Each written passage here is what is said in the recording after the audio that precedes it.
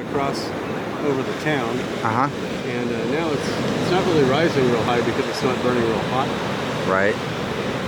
So potentially how many days would this burn possibly, do you think? I think we'll probably see smoke for maybe up to a week. A week? But probably not this much smoke.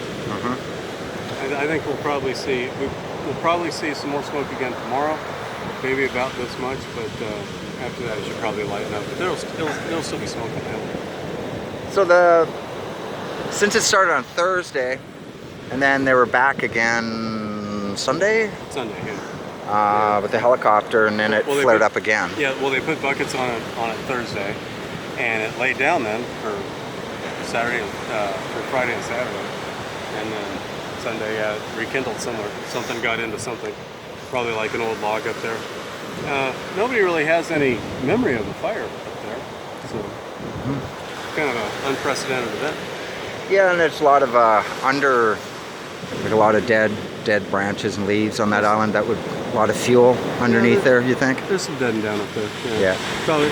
Well, we could see some pretty good sized logs. I don't know if we've got around to this other side over here, but there's some that were already sitting in the water that falling off the top of that. There's some pretty good sized logs available.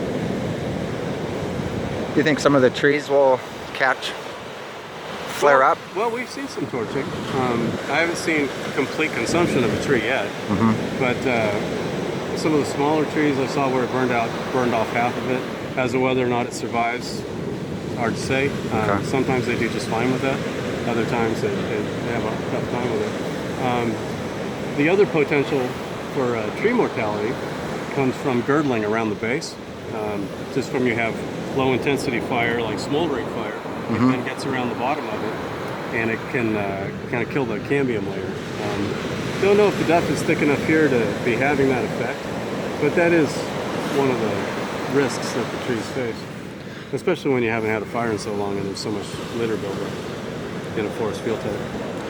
Some of the readers are also asking why the helicopter didn't just use seawater. It's very difficult to use seawater.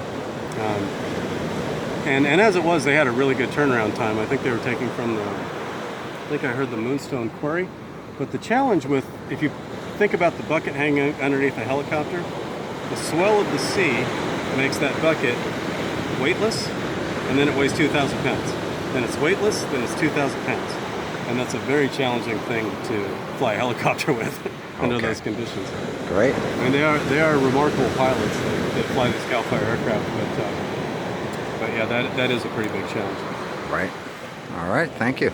Yeah. This is Bobby Kroeker reporting for Kim Kemp, Red Hat Black Belt at the Island Fire in Trinidad.